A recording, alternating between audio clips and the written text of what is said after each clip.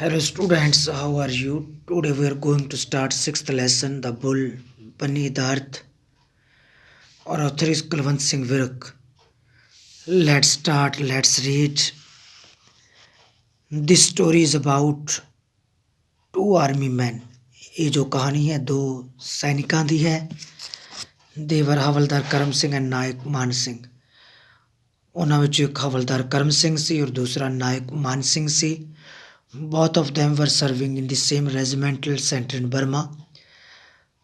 ਦੋਵੇਂ ਆਪਣੀਆਂ ਸੇਵਾਵਾਂ ਦੇ ਰਹੇ ਸਨ ਬਰਮਾ ਦੇ ਵਿੱਚ ਇੱਕੋ ਰੈਜੀਮੈਂਟ ਦੇ ਵਿੱਚ. They were now serving together in a battalion on the Burma front. ਹੁਣ ਉਹ ਇਕੱਠੇ ਆਪਣੀਆਂ ਸੇਵਾਵਾਂ ਦੇ ਰਹੇ ਸਨ ਬਰਮਾ ਫਰੰਟ ਤੇ. Karam Singh had joined the army earlier and was now havildar. Mann Singh was a ਨਾਇਕ. ਔਰ ਕਰਮ ਸਿੰਘ ਨੇ ਬਹੁਤ ਪਹਿਲਾਂ ਆਰਮੀ ਜੁਆਇਨ ਕੀਤੀ ਸੀ ਔਰ ਹੁਣ ਉਹ ਹਵਲਦਾਰ ਸੀ ਔਰ ਮਾਨ ਸਿੰਘ ਨਾਇਕ ਸੀ.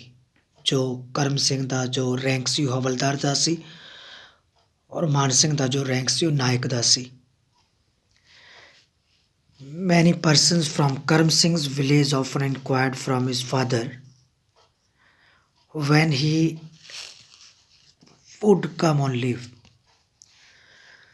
ਬਹੁਤ ਸਾਰੇ ਵਿਅਕਤੀ ਕਰਮ ਸਿੰਘ ਦੇ ਜੋ ਪਿੰਡ ਤੋਂ ਸਨ ਉਹ ਅਕਸਰ ਉਸ ਦੇ ਪਿਤਾ ਕੋਲੋਂ ਇਨਕੁਆਇਰਡ ਪੁੱਛਦੇ ਸਨ ਕਿ ਜੋ ਕਰਮ ਸਿੰਘ ਸੀ ਉਹ ਕਦ ਛੁੱਟੀ 'ਤੇ ਆਵੇਗਾ. He was a healthy and friendly character. ਔਰ ਜੋ ਕਰਮ ਸਿੰਘ ਸੀ ਉਹ ਮਿਲਣਸਾਰ ਵਿਅਕਤੀ ਸੀ. He had a very pleasant manner of speech. ਔਰ ਉਸ ਦਾ ਜੋ ਬੋਲਣ ਦਾ ਲਹਿਜ਼ਾ ਸੀ ਬਹੁਤ ਵਧੀਆ ਸੀ. People love to sit by his side. ਲੋਕ ਉਸ ਕੋਲ ਬੈਠਣਾ ਪਸੰਦ ਕਰਦੇ ਸਨ. And listen to his tales of war and adventure. ਲੋਕ ਉਸ ਕੋਲ ਬੈਠਣਾ ਪਸੰਦ ਕਰਦੇ ਸਨ ਔਰ ਉਸ ਦੀਆਂ ਕਹਾਣੀਆਂ ਸੁਣਨਾ ਪਸੰਦ ਕਰਦੇ ਸਨ. ਕਿਹੜੀਆਂ ਕਹਾਣੀਆਂ?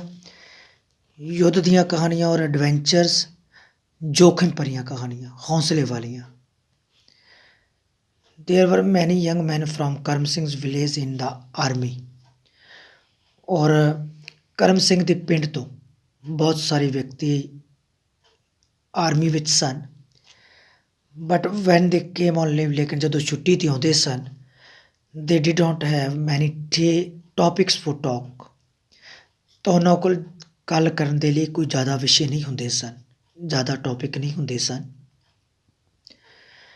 Karam Singh used to tell several things to the people of his village. ਔਰ ਕਰਮ ਸਿੰਘ ਬਹੁਤ ਸਾਰੀਆਂ ਗੱਲਾਂ ਦੱਸਿਆ ਕਰਦਾ ਸੀ ਆਪਣੇ ਪਿੰਡ ਦੇ ਲੋਕਾਂ ਨੂੰ. Karam Singh was often busy talking with the people of the village. ਔਰ ਕਰਮ ਸਿੰਘ ਅਕਸਰ ਬਿਜ਼ੀ ਰਹਿੰਦਾ ਸੀ ਆਪਣੇ ਪਿੰਡ ਦੇ ਲੋਕਾਂ ਦੇ ਨਾਲ ਗੱਲ ਕਰਨ ਦੇ ਵਿੱਚ. ਔਰ ਹੀ ਵਾਜ਼ ਅ ਗੁੱਡ ਸ਼ਾਟ. ਪੱਕਾ ਨਿਸ਼ਾਨਚੀ ਸੀ. In the war several Japanese were killed by his bullets. ਔਰ ਯੁੱਧ ਦੇ ਵਿੱਚ ਬਹੁਤ ਸਾਰੇ ਜਿਹੜੇ ਜਾਪਾਨੀ ਸਨ ਉਹ ਉਸ ਦੀਆਂ ਗੋਲੀਆਂ ਦੇ ਨਾਲ ਮਾਰੇ ਗਏ ਸਨ. Thus he took revenge for his several men killed by the Japanese in the war. ਔਰ ਇਸ ਤਰ੍ਹਾਂ ਉਸਨੇ ਬਦਲਾ ਲਿਆ. ਹੀ took revenge for his several ਮੈਨ, ਕਿਉਂਕਿ ਉਸ ਦੇ ਬਹੁਤ ਸਾਰੇ ਜਿਹੜੇ ਸਾਥੀ ਸਨ ਉਹ ਮਾਰੇ ਗਏ ਸਨ ਜਾਪਾਨੀਆਂ ਦੇ ਦੁਆਰਾ ਯੁੱਧ ਦੇ ਵਿੱਚ.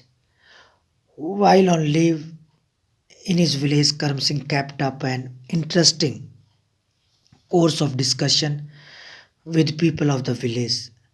ਜਦੋਂ ਆਪਣੇ ਪਿੰਡ 'ਤੇ ਛੁੱਟੀ ਆਉਂਦਾ ਸੀ, ਜਦੋਂ ਆਪਣੇ ਪਿੰਡ ਛੁੱਟੀ 'ਤੇ ਆਉਂਦਾ ਸੀ ਤਾਂ ਕਰਮ ਸਿੰਘ ਕੈਪਟ ਅਪ ਐਨ ਇੰਟਰਸਟਿੰਗ ਕੋਰਸ. ਤਾਂ ਕਰਮ ਸਿੰਘ ਕੋਲ ਬਹੁਤ ਸਾਰੇ ਇੰਟਰਸਟਿੰਗ ਟੌਪਿਕ ਹੁੰਦੇ ਸਨ ਆਪਣੇ ਪਿੰਡ ਦੇ ਲੋਕਾਂ ਦੇ ਨਾਲ ਗੱਲਬਾਤ ਕਰਨ ਦੇ ਲਈ. ਦਿਸ ਵੈਂਟ on till midnight.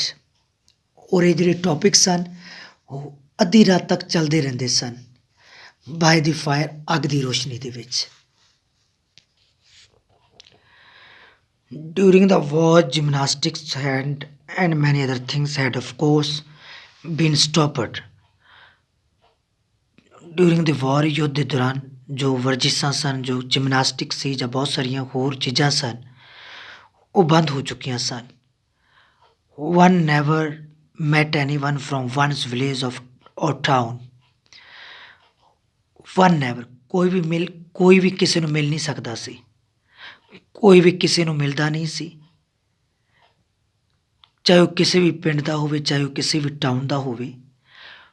Van Man Singh was about to go on leave, ਔਰ ਜਦ ਮਾਨ ਸਿੰਘ ਛੁੱਟੀ 'ਤੇ ਆਉਣ ਹੀ ਵਾਲਾ ਸੀ ਤਾਂ ਕਰਮ ਸਿੰਘ ਨੇ ਮਹਿਸੂਸ ਕੀਤਾ ਕਿ that he should also get some leave, ਕਿ ਉਸ ਨੂੰ ਵੀ ਛੁੱਟੀ ਮਿਲ ਜਾਵੇਗੀ, ਕਿ ਉਸ ਨੂੰ ਵੀ ਛੁੱਟੀ ਮਿਲਣੀ ਚਾਹੀਦੀ ਸੀ। Then they could go on leave together, ਫਿਰ ਉਹ ਇਕੱਠੇ ਛੁੱਟੀ 'ਤੇ ਜਾ ਸਕਦੇ ਸਨ। They could perhaps pass the holiday together, ਫਿਰ ਉਹ ਸ਼ਾਇਦ ਇਕੱਠੇ ਜੋ ਆਪਣੀਆਂ ਛੁੱਟੀਆਂ ਸਨ ਉਹ ਸਪੈਂਡ ਕਰ ਸਕਦੇ ਸਨ। But it was difficult to get leave during war days, ਲੇਕਿਨ ਬਹੁਤ ਮੁਸ਼ਕਿਲ ਹੁੰਦਾ ਸੀ ਵਾਰ ਦੇ ਦਿਨਾਂ ਵਿੱਚ ਛੁੱਟੀਆਂ ਦਾ ਮਿਲਣਾ। Karam Singh belonged to a village in district Amritsar, ਔਰ ਕਰਮ ਸਿੰਘ ਇੱਕ ਪਿੰਡ ਦੇ ਨਾਲ ਸੰਬੰਧ ਰੱਖਦਾ ਸੀ ਜੋ ਅੰਮ੍ਰਿਤਸਰ ਡਿਸਟ੍ਰਿਕਟ ਦੇ ਵਿੱਚ ਸੀ।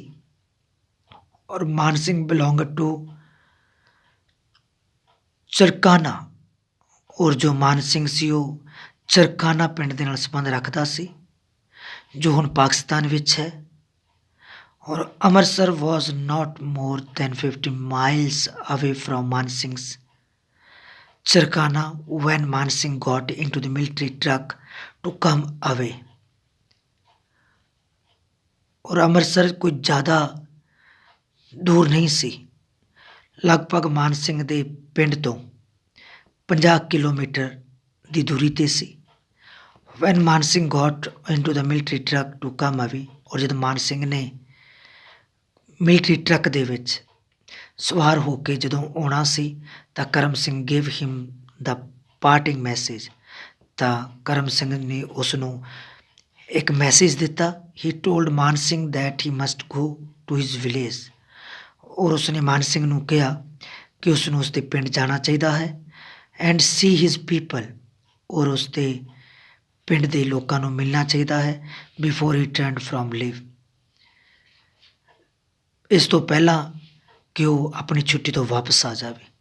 ਤਾਂ ਉਸ ਨੂੰ ਕੀ ਕਰਨਾ ਚਾਹੀਦਾ ਹੈ? ਉਸ ਨੂੰ ਉਸਦੇ ਪਿੰਡ ਵਿੱਚ ਜਾਣਾ ਚਾਹੀਦਾ ਹੈ ਔਰ ਪਿੰਡ ਦੇ ਲੋਕਾਂ ਦੇ ਨਾਲ ਮਿਲਣਾ ਚਾਹੀਦਾ ਹੈ। ਥੈਂਕਸ।